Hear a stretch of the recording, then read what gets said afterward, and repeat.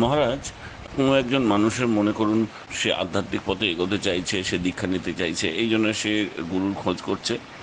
Ultimately একজন গুরুকে পেল, গুরু তাকে একটা পথ বললেন, সে সেই পথে এগোতে শুরু করলো।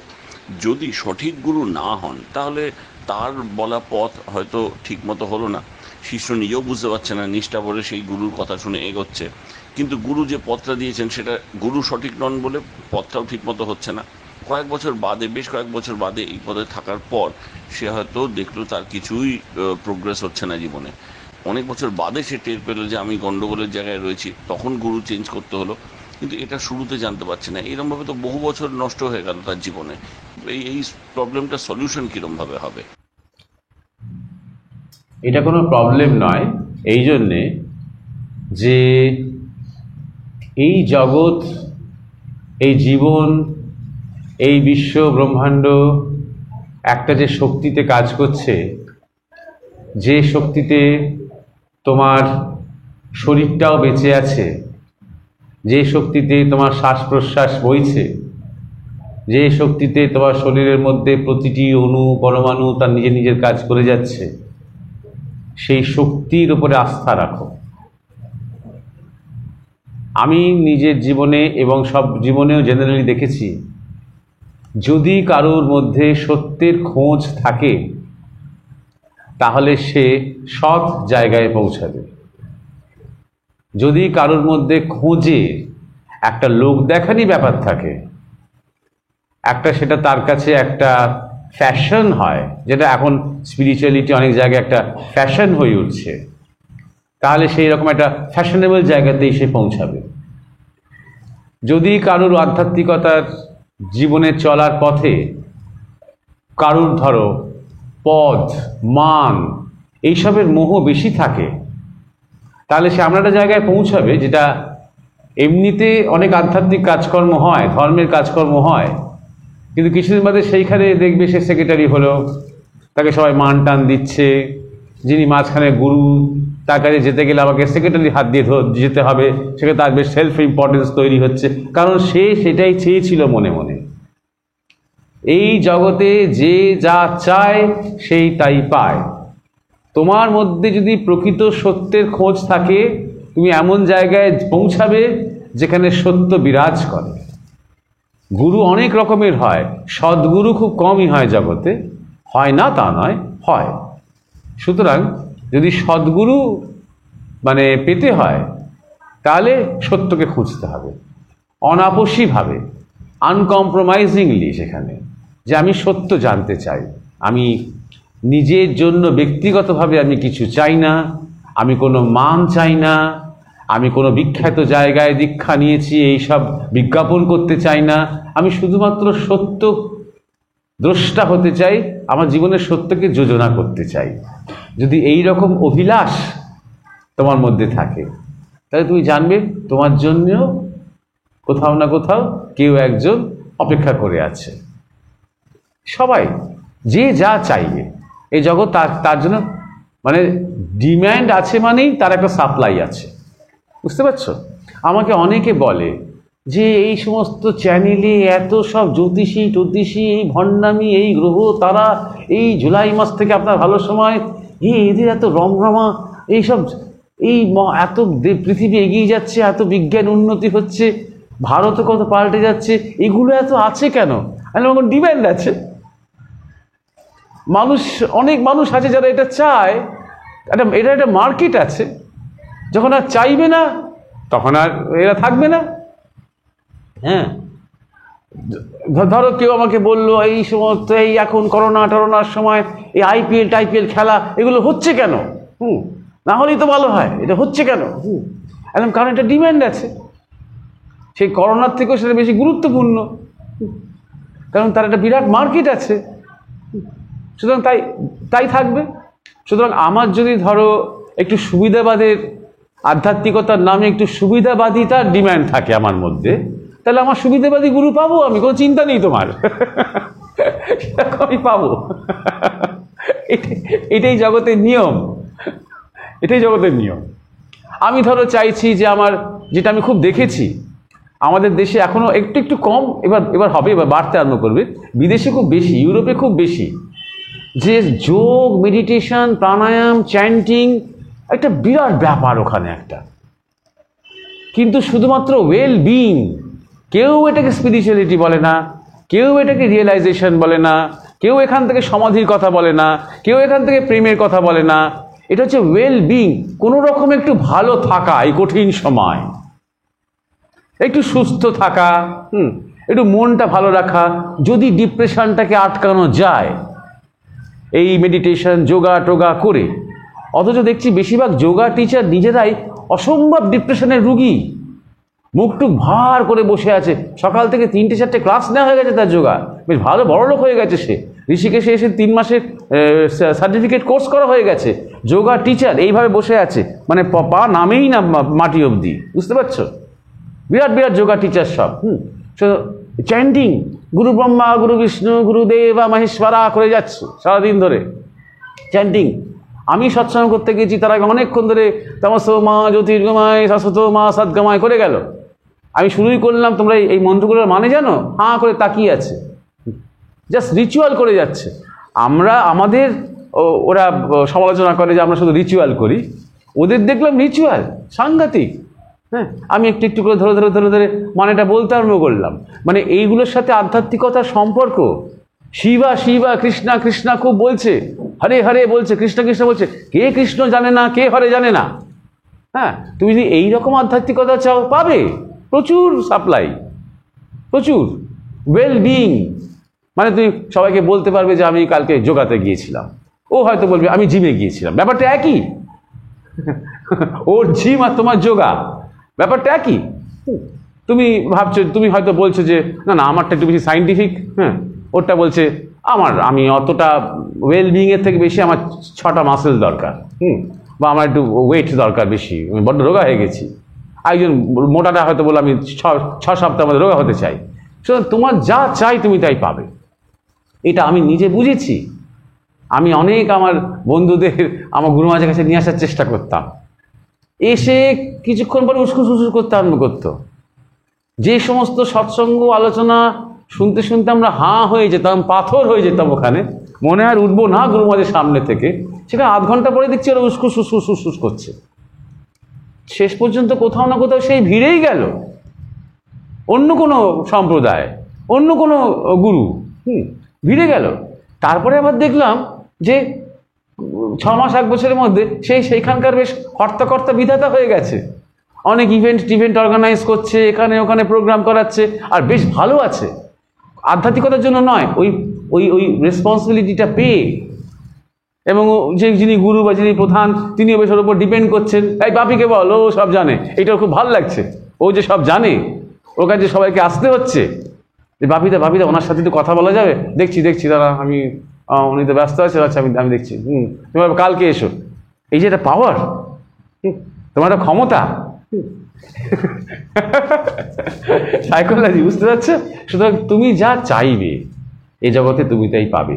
তুমি যদি সত্যি করে সত্যকে চাও, এবং যদি দুম করে একটা ভুল জায়গায় পৌঁছে যাও প্রথম, হ্যাঁ, হয়তো তখন ফিল্টার হবে আর কি, তোমার চোখে ঠিক মহামায়া দেখিয়ে দেবেন এমন কিছু, তুমি বুঝতে পারবে এটা আমার জায়গায় নয়।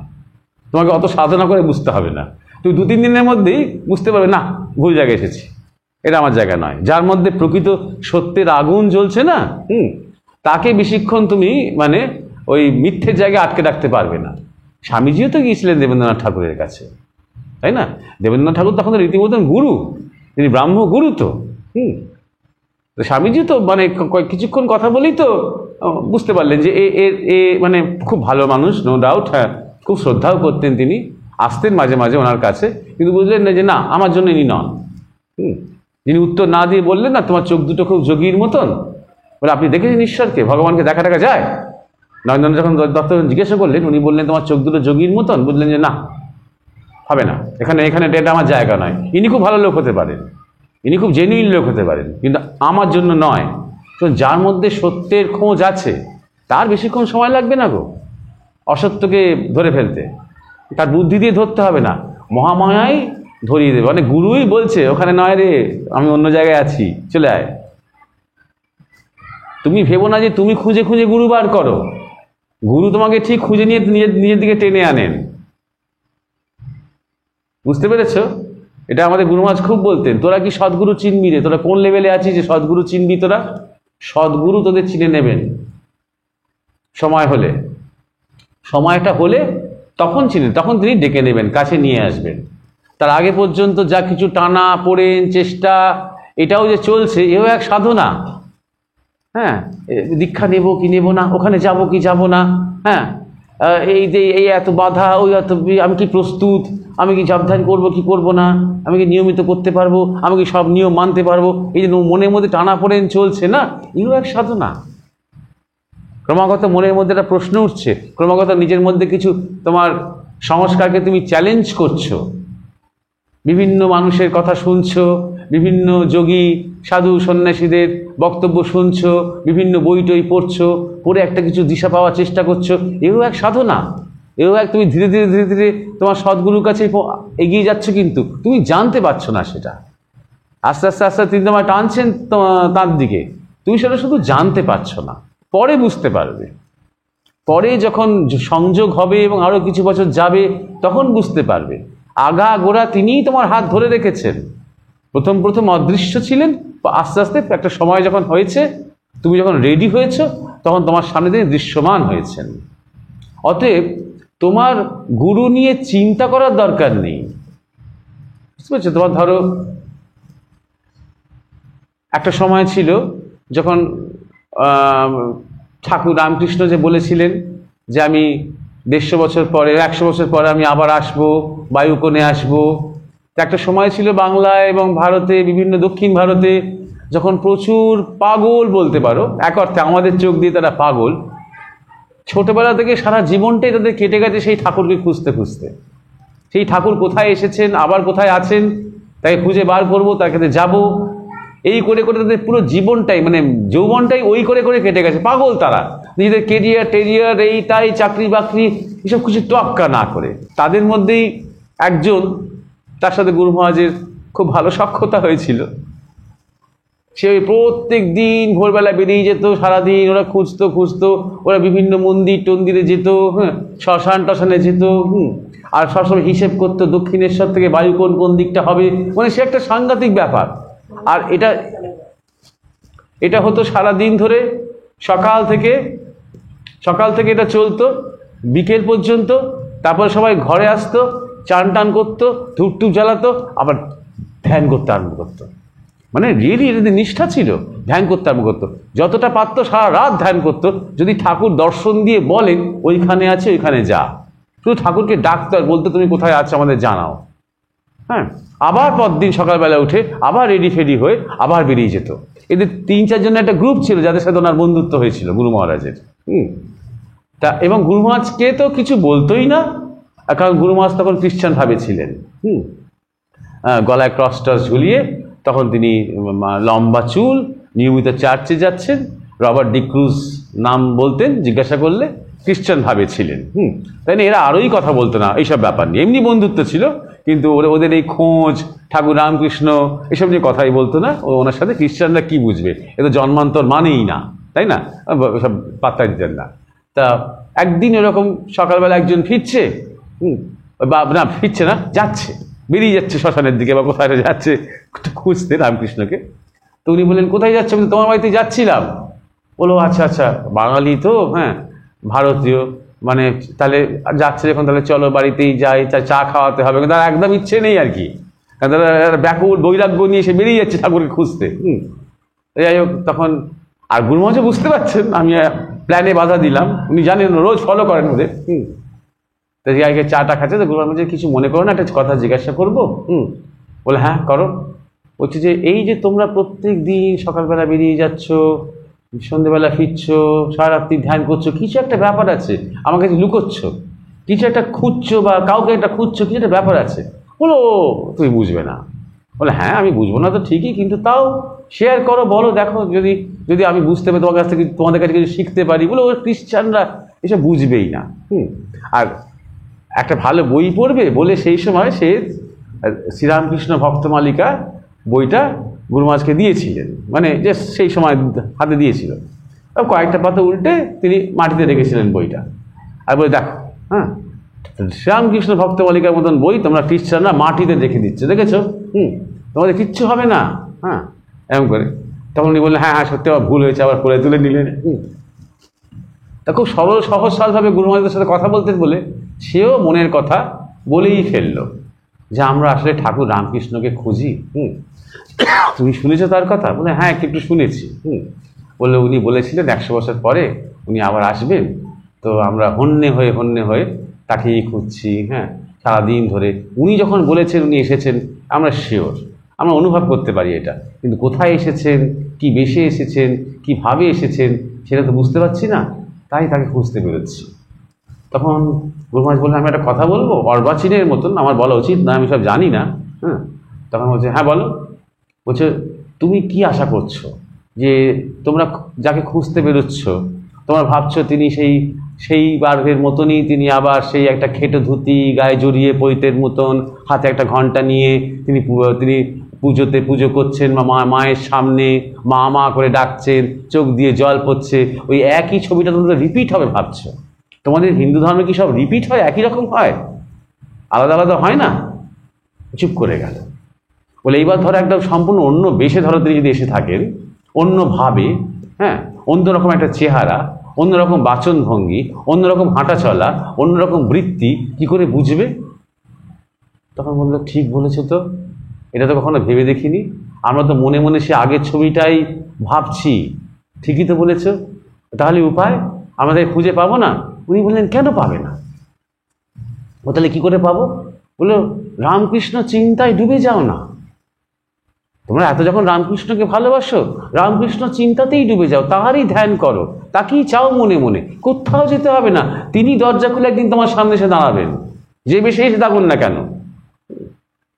ওইটা বলার পর ওদের মধ্যেই হন্যে হয়ে খোঁজাটা বন্ধ হলো। এটা সায়েন্স।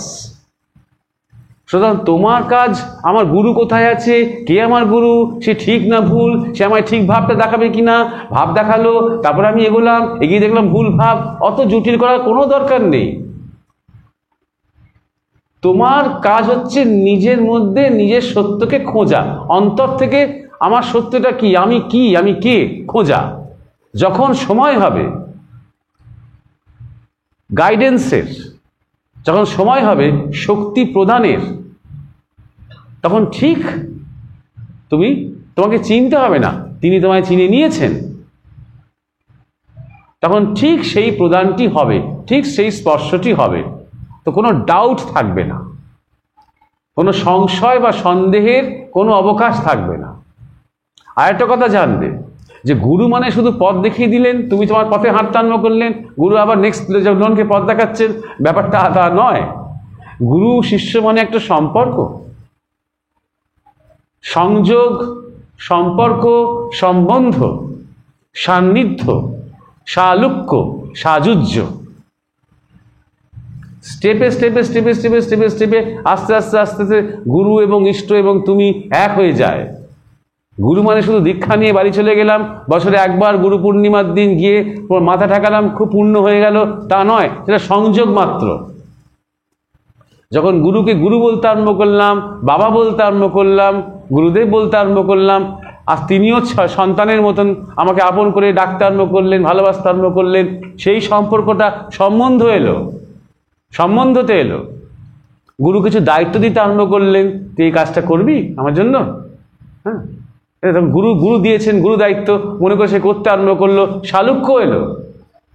গুরু যখন অধিকার দিলেন, তুই আমার কাছ থেকে, তুই মাঝে মাঝে আমার কাছে কাছে থাকবি, তুই কাছে থাকলে ভালো লাগে, বুঝলি, তোর কিছু কাজ আছে, আমার সাথে সাথে থাকবি, হয়তো চাটা খাওয়াবে কি জলটা খাওয়াবে, সবসময় গুরু বলছেন ওকে বল, প্রদীপকে বল, ও নিয়ে আসবে জলটা, ও নিয়ে আসবে চাটা, আর তোমার স্পর্শ, তোমার উপস্থিতি তার পক্ষে তার ভালো লাগছে, এটা সান্নিধ্য, এটা অধিকার দিচ্ছেন তোমাকে, এতে করে আবার অনেকের অহংকার হয়ে যায়, সেটাও তিনি অবজার্ভ করেন। দেখেন, ঠাকুর রামকৃষ্ণ বলছেন যে আমার যখন ভাব সমাধি হয়, তখন ওই ছোট নরেন বলে একজন ছিল, ছোট নরেন, হ্যাঁ, এই শরৎ, এরা স্পর্শ করলে আমার ঠিক আছে, অন্য কারো স্পর্শ আমি নিতে পারি না। এমনকি নরেন্দ্রনাথের স্পর্শও নয়, রাজসিক শরীর ছিল তো, এরা সব সাত্ত্বিক, শুদ্ধ সাত্ত্বিক। হ্যাঁ, এটা শুনে সকলের খুব, তাদের মধ্যে খুব আনন্দ, অন্যদের একটু খারাপ লাগছে যে আমরা অতটা হ্যাঁ, পবিত্র টবিত্র নই, বিড়ি ফিরি খায়, তখন নরেন্দ্রনাথ তামাক টামাক খান, এখানে সেখানে নিষিদ্ধ মাংস খাওয়া তার চলে মাঝে মাঝে, এইসব মনের মধ্যে চলছে। আমি তো চিরকালই ডাকাবুকো। সকলের মধ্যেই একটা কম্প্যারিজন চলছে, ওরা শুদ্ধ সাত্ত্বিক, ওরা বেশি অন্তরঙ্গ। এটা ওই সান্নিধ্যের অধিকার, সান্নিধ্যের অধিকার। এইটাই যখন এর মধ্যে কোনো যখন অহংকার না থাকে, আস্তে আস্তে ডুবে যায় এই সেবা করতে করতে, তখন সেটা সাযুজ্য। সাযুজ্য মানে যেখানে এক হয়ে যায়, ভক্ত এবং ভগবান এক হয়ে যায়, শিষ্য এবং গুরু এক হয়ে যায়। সুতরাং গুরু মানে শুধুমাত্র তিনি পথ দেখালেন, তোমার ঠিক ভাবটা তোমাকে বুঝিয়ে দিলেন, তোমাকে ফর্মুলাটা ধরিয়ে দিলেন, তুমি করতে করতে বা সাধনা করে চরম সিদ্ধিতে পৌঁছলে, ব্যাপারটা ঠিক তা নয়। ব্যাপারটা একটা ইমার্জিং এবং ডেভেলপিং একটা রিলেশনশিপ, প্রতিনিয়ত একটা সম্পর্ক যেটা তিল তিল তিল তিল করে তৈরি হচ্ছে। আর এই সম্পর্কটা অন্য সম্পর্কের থেকে অন্যরকম। অন্য সম্পর্কের মধ্যে চাওয়া পাওয়া, চাহিদা, স্বার্থ, অনেক কিছু আছে। এখানে শিষ্যের মধ্যে হয়তো কিছু চাহিদা আছে গুরুর কাছ থেকে, গুরুর কোনো চাহিদা নেই শিষ্যের কাছ থেকে। তাই জন্য যত গুরুর সংস্পর্শে আমি থাকছি, তত আমার এই নিঃস্বার্থ প্রেমের স্পর্শে আমার প্রেমটাও আস্তে আস্তে নিঃস্বার্থ হয়ে উঠছে। একমাত্র প্রেমিকের সাথেই প্রেম জাগে। প্রকৃত প্রেমিক, যার মধ্যে কোনো মোহ নেই, যার মধ্যে কোনো আসক্তি নেই, যার আমার প্রতি কোনো প্রত্যাশা নেই, এই একদিন বড় হয়ে আমার মুখ উজ্জ্বল করবে এইরকম ধরনের প্রত্যাশাটাও তার মধ্যে নেই। উদ্দেশ্য আছে, জীবন সার্থক হয়ে উঠুক। যে সন্তান, যে আমার আশ্রিত, তার জীবন সার্থক হয়ে উঠুক, এই উদ্দেশ্য আছে। কিন্তু সার্থক হলো না বলে হায় হায় আমার কি হয়ে গেল, আমি তাহলে কি মানুষ করলাম একে, এরকম ধরনের কোনো হাপিত্যেশ নেই যেটা মা বাবাদের হয় সন্তানের প্রতি। অর্থাৎ জাগতিক যত পিতা মাতা সন্তান বন্ধু স্বামী স্ত্রী সম্পর্ক, তার থেকে এমনকি মাতা এবং সন্তানের মধ্যেও একটা স্বার্থ থাকে, এখানে সেটা পর্যন্ত নেই। মানে প্রকৃত সদ্গুরু হলে, আমি জানি, আমি নিজের অভিজ্ঞতা থেকে বলছি তোমাকে এই কথাগুলো। আর এই প্রেমের স্পর্শেই একমাত্র সেই প্রেম জাগে, অকারণ। প্রেম মানেই কিন্তু অকারণ। যখনই প্রেমের কারণ হলো, তখনই প্রেমের একটা কলুষ এসে গেল তার মধ্যে, যে তোমাকে আমি ভালোবাসি কারণ তোমার পদবী চক্রবর্তী, যদি আমি বলি, একটা কারণ এসে গেল। তুমি যদি এফিডেভিট করে এখন ঘোষ হয়ে যাও, আমি তোমাকে আর ভালোবাসবো না, তখন মানে আমি ঠাট্টা করে বলছি, মানে ব্যাপারটা সেটা কিছু না কিছু গুণ বা কিছু না কিছু একটা বৃত্তি, বা তোমার সাথে কোনো একটা কাকতালীয়ভাবে তুমি আমার উপকার করে দিয়েছিলে, তাই এরকম যদি কন্ডিশন যে থেকে গেল, উনি প্রেমের একটা কারণ হলো। কিন্তু যেখানে প্রকৃত প্রেম, সেটা অকারণ। তাই জন্যে যখন লঘু মানুষ গুরু জিজ্ঞাসা করে, আমি তোমার কথা বলছি না, আমি অন্য কথায় যাচ্ছি, লঘু মানুষ যখন গুরু জিজ্ঞাসা করে, তখন আমার কথা বলতে একটু অসুবিধা হয়। এই জগৎ সৃষ্টি হওয়ার দরকার কি ছিল? অকারণ। যদি সূত্রটা দিতেই হয় না, অকারণ। কারণ এই জগৎ সৃষ্টি হয়েছে প্রেমে, আর প্রেমের কারণ অকারণ। একটা ছেলে একটা মেয়ে, বা একটা মেয়ে একটা ছেলে, ধরো 21 বছর বয়সে যে প্রেমে পড়ছে, তখন তাকে কারণ জিজ্ঞাসা করো তো তুমি। ওই বয়স, ওটাই তার ধর্ম, ওটাই তার ইচ্ছে, ওটাই তার পুরো শরীর মন প্রাণ তাই চাইছে, অ্যাট্রাকশন চাইছে, এর কোনো কারণ নেই, অকারণ। আর অকারণ বলি অত উত্তেজক, অত রোমাঞ্চকর। যত কারণ এসে যাবে না, তত সেই প্রেমের মধ্যে একটা কি বলবে, একটা ক্লান্তি এবং একঘেয়ে এসে যাবে। তাই তুমি তো কবে চাকরি পাবে, আমার বাড়িতে তো আমাকে চাপ দিচ্ছে, এই কারণ এসে যাচ্ছে। বুঝতে পারছি, এই কারণ ঢুকে যাচ্ছে। যখন কোনো কারণ ছিল না, জাস্ট ভালো লাগছে, তখন রোমাঞ্চটা চিন্তা করে, কারণ তখন আর কোনো চিন্তা নেই।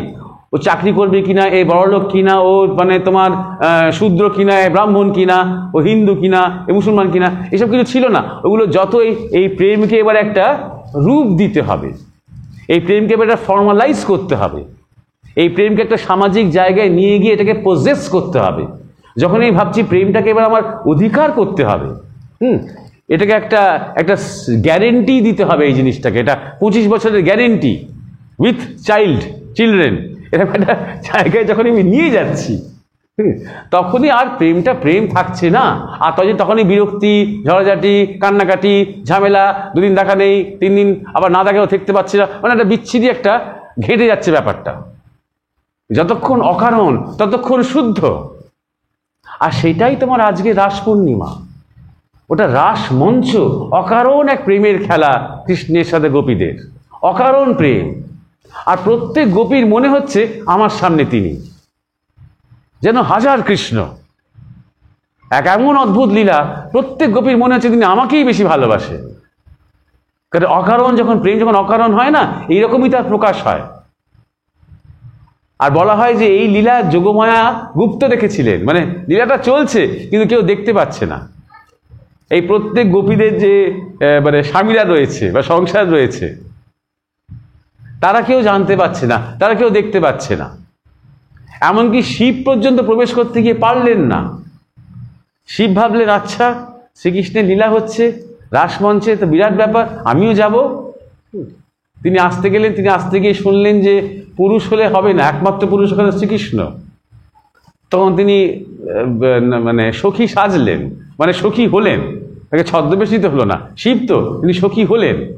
ঢুকতে গেলেন, ললিতা চিনতে পারলেন শিব বলে, সরি আসতে পারবেন না আপনি, সম্মান দিয়ে বললেন। শিব খুব রেগে টেগে গেলেন, সে কি যেতে পারবো না? না, আপনি যেতে পারবেন না, আপনার অনুমতি নেই। কতটা শিব চলে গেলেন। এটাও বলা হয় যে শ্রীকৃষ্ণ রাসমঞ্চের থেকে যখন শুনলেন যে এরকম হয়েছিল, যে শিব এসেছিলেন, তিনি খুব মানে একটু দুঃখিত হলেন শ্রীকৃষ্ণ। এবং কয়েক মুহূর্ত তিনি অদৃশ্য হয়ে গেছিলেন রাসমঞ্চ থেকে। কি সেই কয়েক মুহূর্ত তিনি শিবের পূজা করেছিলেন, তুষ্ট করার জন্য শিবকে। কিন্তু পুরো গল্পের উদ্দেশ্যটা হচ্ছে কি জানো তো, যতক্ষণ পর্যন্ত ঐশ্বর্য জ্ঞান, ততক্ষণ পর্যন্ত তুমি এই মাধুর্যে প্রবেশ করতে পারবে না। শিব হচ্ছে জ্ঞান। শিব শ্রীকৃষ্ণকে জানেন পুরুষোত্তম রূপে। শিব জানেন এর মহিমাটা কি, জানেন বলেই তিনি অধিকারী নন। আর গোপীরা সেই জানা এবং অজানার পারে, কারণ তাদের প্রেম অকারণ। এটা বলছে, এটা ইন্টেলেকচুয়ালি বুঝতে পারবে না তুমি, কারণ তাদের প্রেম অকারণ। তাই শ্রীকৃষ্ণ কতটা জানেন, শ্রীকৃষ্ণ একদিন কিরকম গীতা বলবেন, তাই নিয়ে ওদের কোনো মাথা ব্যথা নেই। শ্রীকৃষ্ণ কি করতে পারেন কি করতে পারেন না, তিনি কত ম্যাজিক জানেন বা তিনি কত, তার কত সিদ্ধি, তাই নিয়ে গোপীদের কিচ্ছু যায় আসে না। তারা জাস্ট তাকে ভালোবাসে। আর তাদের জন্যই কৃষ্ণের আশা, তাদের জন্যই বৃন্দাবন লীলা, তাই জন্যই রাস, যেখানে রসকে তুমি আটকে রেখেছ একটা তুঙ্গ অবস্থায়। সেই রসের বিন্দুতে সিন্ধু ধারণ হচ্ছে তখন। এটা হয় তোমার দেহতত্ত্বে ঠিক সহস্রার চক্রের নিচে, দ্বৈত এবং অদ্বৈতে লীলা চলছে, সেখানে 1 থেকে 2 হয়, আবার 2 থেকে 1 ফিরে যায়। এই 1 থেকে 2 হচ্ছে, 2 থেকে 1 হচ্ছে। সবাই কৃষ্ণের সাথে মিলিত হচ্ছেন, আবার আলাদা হচ্ছেন, মিলিত হচ্ছেন, আবার আলাদা হচ্ছেন। মাঝে মাঝে তাকে দেখতে পাচ্ছেন, মাঝে মাঝে দেখতে পাচ্ছেন না। তোমায় নতুন করে পাবো বলে হারাই ক্ষণে ক্ষণ, ওমর ভালোবাসার ধন। হারাচ্ছি পাবো বলে, পাচ্ছি হারাবো বলে। এই খেলা, এটাকেই নিত্য বৃন্দাবন বলে। এটা যখন সাধকের হয়, তখন সে জন্ম মৃত্যুর পারে চলে যায়, সে সবসময় ওই স্থিতিতেই তখন আছে। এইটারই একটা রূপক হচ্ছে রাসমঞ্চ, রাসলীলা। এই অকারণ প্রেমের দিকে নিয়ে যান সদ্গুরু। বারবার দেখো না, ঠাকুর বলছেন না, আরে নরেনের তো বাবা শুষ্ক জ্ঞানীর চোখ নয়। তিনি সব দিকে শুনছেন যে নরেন প্রচণ্ড জ্ঞানী এবং নরেন সবাইকে বিতর্কে হারায়, আর ভালো লাগে না ওর সাথে বেশি কথা বলতে। এত অহংকার, এত দম্ভ, এত লোককে হারিয়ে ওর মজা। ঠাকুর বলছেন কিন্তু ওর তো শুষ্ক জ্ঞানীর চোখ নয়। মানে জ্ঞানীর একটা চোখ হয়, জানো তো, নরেনের চোখটা তুমি নিজেও জানো। নরেনের চোখটা তো একদম তোমার পদ্মলোচন যেটাকে বলা হয়, একদম বিশুদ্ধ প্রেমের চোখ। হ্যাঁ, তার মধ্যে একটা উজ্জ্বল একটা জ্যোতি আছে বটে, বিশুদ্ধ প্রেমের চোখ। ঠাকুর জানেন আমার এটাই কাজ। নরেন্দ্রনাথের মধ্যে নতুন কোনো জ্ঞান জাগানো নয়, ওটা আছে। ওর মধ্যে যে সুপ্ত প্রেমটা রয়েছে, যে প্রেমটা আসলে ভীষণ ভয়ঙ্কর রূপে, কিন্তু সুপ্ত করে ইচ্ছে করে সুপ্ত করে রেখেছে। একটা ইন্টেলেকচুয়াল ফাসাদ তৈরি করেছে যে আমি নরেন, আমাকে কেউ তর্কে হারাতে পারে না, ওয়েস্টার্ন ফিলোসফি, ইস্টার্ন ফিলোসফি সব আমি জানি। ঠাকুর যা বলেন আমি জানি তো, এটা খুব বলতেন। উনি কিছু বলেন বলে আমি জানি না তো, অনেক সব সমাধি টমাধিগুলো দেখতে যাই, ওটা কি আমি ঠিক বুঝতে পারি না, এরকমভাবে তিনি বলতেন তখন। মানে সবই তো এটা তুচ্ছতাচ্ছিল্য ব্যাপার। আসতেন, একটা প্রণাম করতেন, বাইরে হাজরা মশাইয়ের কাছে বসে তামাক খেতেন। ঠাকুর কিন্তু কিছু মনে করতেন না। ওই যে এসেছে এটাই ঠাকুরের কাছে যথেষ্ট, কিছু একটা টানে এসেছে এটাই যথেষ্ট। ওই টানটা হচ্ছে প্রেমের টান, মোটেও সমাধি দেখার টান নয়, ওইটা প্রেমের টান। উনি চাইছেন ওইটাই থাক, ওইটাই জাগুক, ওইটাই জাগুক। পরবর্তীকালে যে ভয়ঙ্কর প্রেমিক বিবেকানন্দকে আমরা দেখছি, ওইটাই রামকৃষ্ণ। রামকৃষ্ণের জাগিয়ে দেওয়া, তৈরি করে দেওয়া কথাটা বললে ভুল হবে, জাগিয়ে দেওয়া। এই প্রেমটা কোত্থেকে, মানে কেন নরেন্দ্রনাথকে আকৃষ্ট করলো? কারণ তিনি বন্ধুদের দেখেছেন, তিনি তার মাকে দেখেছেন, তিনি বাবাকে দেখেছেন, তিনি অনেক মহান মহান লোককে দেখেছেন। কিন্তু কারোর মধ্যেই অকারণ প্রেম, খুবই দারিদ্র্যের অবস্থার মধ্যে দিয়ে তখন তা যাচ্ছে। তিনি একটা পয়সাও নিয়ে আসতে পারতেন না ঠাকুরের জন্য, ঠাকুরকেই ব্যবস্থা করতে হতো। মাস্টারমশাইকে বলে লুকিয়ে লুকিয়ে একটু পয়সা দিয়ে বলতেন যে তোমরা একটু পয়সা জোগাড় করে নয়নের মাকে একটু দিয়ে এসো, কেমন, ও যেন জানতে না পারে। গুরুকেই ভাবতে হচ্ছে, হ্যাঁ, শিষ্যের ভরণ পোষণ, মা, সংসার কিভাবে চলবে না চলবে। এবং নরেনের কাছে এটা একটা দুর্বোধ্য ব্যাপার যে কি করে একটা মানুষ এরকম অকারণ আমাকে ভালোবাসতে পারে, আমি কি করেছি এর জন্য? আমি তো কিছুই করি না। কত মারোয়ারি ভক্ত টক্তরা এসে কত বড় বড় প্রণামী দিয়ে যায়, কত ফল মূল এই তাই দিয়ে যাচ্ছে, জামা কাপড় দিচ্ছে, টাকা দিচ্ছে, আমি তো কিছুই করি না। এটা এটা কি? পাগল নাকি লোকটা? খ্যাপা নাকি? ভুল কিছু দেখছেন নাকি? কিন্তু যাই পাগল বলুন, খ্যাপা বলুন, ওই ইরেজিস্টেবল ওই যে প্রেম, ওটাকে তিনি অগ্রাহ্য করতে পারতেন না। পরবর্তীকালে, অনেক পরবর্তীকালে বলে গেছিলেন যে দক্ষিণেশ্বরের গোড়ারায় সব পারে, সব পারে। একটা পাথরকে যদি মনে করে আমি টেনে আনবো, দূর থেকে টেনে আনতে পারে। এরকম অনুভূতি হয়েছিল। এটা হচ্ছে প্রেমের টান, জ্ঞান নয়। তাই জন্য জানবে যে গুরু মানে শুধুমাত্র গেলে আর তিনি ঠিক বুঝে নিলেন, হ্যাঁ প্রদীপ তোমার এই ভাব, হ্যাঁ বুঝে নিয়ে তোমাকে ভাব বলে দিলেন, তোমাকে মার্গ দর্শন করালেন, দীক্ষা দিয়ে দিলেন, ত্যাগ করে ব্যাস এবার তুমি ঘরে গিয়ে সাধনা করে সিদ্ধি লাভ করলে, ব্যাস হয়ে গেল। আর ওই কৃতজ্ঞতা স্বরূপ বছরে একবার করে এলে তার কাছে মাথা ঠাকালে। ব্যাপারটা ঠিক তা নয়। যখন সদ্গুরু জীবনে আসে না, সেটা একটা সম্পর্ক এবং সেটা একটা জার্নি। সেই সম্পর্ক আস্তে আস্তে আস্তে আস্তে আরো ঘন হয়, হতে হতে হতে হতে আর সম্পর্ক আর থাকেই না, সম্বন্ধ হয়। সম্বন্ধ মানে কি বলতো? এবার জন্ম জন্মান্তর। যার সাথে সম্বন্ধ হয়ে যায় না, সম্পর্ক মানে হয়তো এক জন্মের সম্পর্ক, কিন্তু সম্বন্ধ মানে জন্ম জন্মান্তর। করতে করতে একদিন শেষে গিয়ে সাযুজ্য, লয় হয়ে যায়। সদ্গুরুর সাথে শিষ্যের এটাই সম্পর্ক। এমনি আজকে সাধারণ আর নানা রকমের ভক্ত হয়, আর্ত, অর্থার্থী, জিজ্ঞাসু, জ্ঞানী। বেশিরভাগ যত সদ্গুরুর কাছে বা ভগবানের কাছে বা অবতারের কাছে বা মন্দিরে মানুষ নিজের রোগ ভোগ, নিজের কষ্ট বালাই এগুলো বলতে চায়, তারা হচ্ছে আর্ত।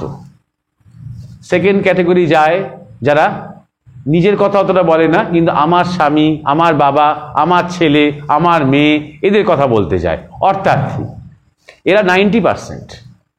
এরপর 8 to 9% থাকে জিজ্ঞাসু, যারা একটু বাজাতে চায়, হ্যাঁ, যারা জিজ্ঞাসা করে। দেখি তো এই এই ধরনের জিজ্ঞাসা কি উত্তর দেন তিনি, হ্যাঁ, বিভিন্ন সময় বিভিন্ন ক্ষেত্রে। হ্যাঁ, আপনি তো সেদিন বলেছিলেন এই কথা, আজকে আবার ওই কথা বলছেন, এরা জিজ্ঞাসা। যাই হোক, জিজ্ঞাসা করে বলে অনেকে অনেক কিছু শুনতে টুনতে পায়, কিন্তু অনেকে ওই জিজ্ঞাসাতেই আটকে থাকে। এরা ইন্টেলিজেন্ট হয়। এরা পরবর্তীকালে নিজেরা সাধনা তেমন করে না, কিন্তু অনেক জায়গায় অনেক কিছু শিখে ফিকে গিয়ে অনেক জায়গায় যেহেতু গেছে, জিজ্ঞাসা করেছে, এরা বেশ নিজেরা একটু বক্তা টক্তা হয়ে ওঠে। আধ্যাত্মিকতার কথা তুমি রকে, চায়ের দোকানে, স্টাফ রুমে খুব শুনতে পাবে। যারা কারো কাছে কোনো একদিন জিজ্ঞাসু ছিল, এখন তারা নিজেরাই খুব বড় বড় বক্তা হয়ে গেছে। 4টে আর্টিকেলও লেখে। দুর্গাপুজোর সময় যখন নসবিনিয়ার টিভিনিয়ার বেরোয়, 4টে আর্টিকেলও তারা লিখে ফেলবে। বুঝতে পারছো? জিজ্ঞাসুতে যদি আটকে থাকে কেউ, জিজ্ঞাসু থেকে এবার যখন সাধনা করতে শুরু করবে, জিজ্ঞাসাটা কমবে এবং জিজ্ঞাসার মানটা বাড়বে। অল্প জিজ্ঞাসা করবে, যেটুকু জিজ্ঞাসা করবে একদম সলিড, একদম নিজের যেখানে সাধনার জায়গায় আটকাচ্ছে সেটা জিজ্ঞাসা করবে, সেটা শুনে নেবে গুরুর কাছ থেকে, শুনে নিয়ে আবার সে সাধনার মধ্যে ডুব দেবে। করতে করতে জ্ঞানী। জ্ঞানী মানে হচ্ছে এমন নয় যার বোধ হয়ে গেছে। জ্ঞানী মানে যে শুধুমাত্র সত্যকে চায়, আর কিছু চায় না। শুধুমাত্র আর কিছু দেখেও না। সে গুরুর কাছে এসেছে শুধু অপেক্ষা করছে সেই মুহূর্তটার জন্য, সেই লগ্নটার জন্য। বুঝতে পারছো? এরকম 4 রকমের আছে। কিন্তু এটাও সত্য যে আর্ত একদিন আর্তের কথা বলতে বলতে অর্থার্থী হবে। সে দেখবে যে এই মানুষটাকে আর নিজের কথা বলবো না, আমার চারপাশের দুঃখ দারিদ্র দেখছি সেটা বলবো। অর্থার্থী হতে হতে সে একদিন জিজ্ঞাসা করতে আরম্ভ করবে। এটাও আমি দেখেছি। মানে জাগতিক নিয়ে চাইতে চাইতে একটা সময় আর তার কাছে এসে আর জাগতিক চাইতে ইচ্ছে করে না, একটা সম্পর্ক তৈরি হয়ে যায়। তিনি যেন বাবার মতন হয়ে গেছেন, তিনি যেন আমাদের সংসারেরই কেউ একজন হয়ে গেছেন। আমি এটাও দেখেছি যে বাড়ি করছে, বাড়িটা মানে আগে থেকেই বাড়ি, একটা ঘর বাড়াবে, ইঞ্জিনিয়ারকে দিয়ে ড্রয়িং করে এসে মা ছেলে সবাই এসে গুরুমহাজের কাছে এসে সেই ড্রয়িংটাকে অ্যাপ্রুভ করিয়ে নিচ্ছে, এটা ঠিক আছে তো বাবা, আপনি এটা পেন্সিল দিচ্ছে হাতে, আর গুরুমহাজ তাদের একদম তার ছেলের মতন, না না না না এখানে এই ঘরটা করো না, এটা ঈশানকোণ ভারী হয়ে যাবে, হ্যাঁ তুমি এটা একটা কাজ করো, করে নিজেই মুছে টুছে দিয়ে ইঞ্জিনিয়ারকে বলো এইখানে এইভাবে ঘরটা করতে, হ্যাঁ আচ্ছা আচ্ছা বাবা তাই হবে, মানে একদম ঘরের লোক। সেটা এটা কিন্তু আত্মীয়তা, জানো তো, জাগতিক, কিন্তু একেবারে আপনজন। করতে করতে একটা সময় আসে, ওই ছেলেটাও যখন বড় হচ্ছে তখন মনে হবে যে জাগতিকের সাথে সাথে এর কাছ থেকে তো আরো অনেক কিছু পাওয়ার আছে। এইভাবে ধীরে ধীরে ধীরে ধীরে সে জিজ্ঞাসু হয়ে ওঠে। এইভাবে একটা ট্রান্সেন্ডেন্সিয়াল হয়, আর্ত অর্থার্থী জিজ্ঞাসু জ্ঞানী। সুতরাং ক্যাটেগরি করার দরকার নেই যে কোনটা শ্রেষ্ঠ কোনটা নিকৃষ্ট, এটাও একটা উত্তরণ। এবং এটাও একটা সম্পর্ক, এটা একটা সম্পর্ক। অতএব জানবে যে গুরু শিষ্য মানে শুধু একটা ফর্মাল, হ্যাঁ মানে টিচার স্টুডেন্টও তো একটা সম্পর্ক, তাই না? গুরু শিষ্য শুধুমাত্র একটা ফর্মাল, তুমি একটা দীক্ষা নেওয়া এবং একটা মন্ত্র পাওয়া, সেটা নিয়ে এগিয়ে যাওয়া, বছরে একবার দেখা হওয়া, তা নয়।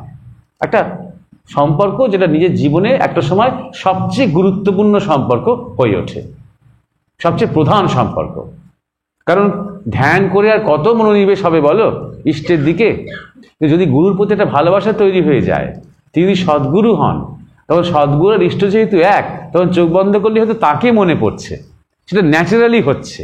তোমায় কষ্ট করে জোর করে চোখ বেঁধে, না আমাকে কৃষ্ণকে সামনে ধরে রাখতেই হবে, না কালীকে ধরে রাখতে হবে, এই যে কালী রংটা ফার্স্ট হয়ে গেল, কালো করতে হবে, তোমাকে এইসব নিয়ে মাথা ঘামাতে হবে না। বুঝতে পারছো?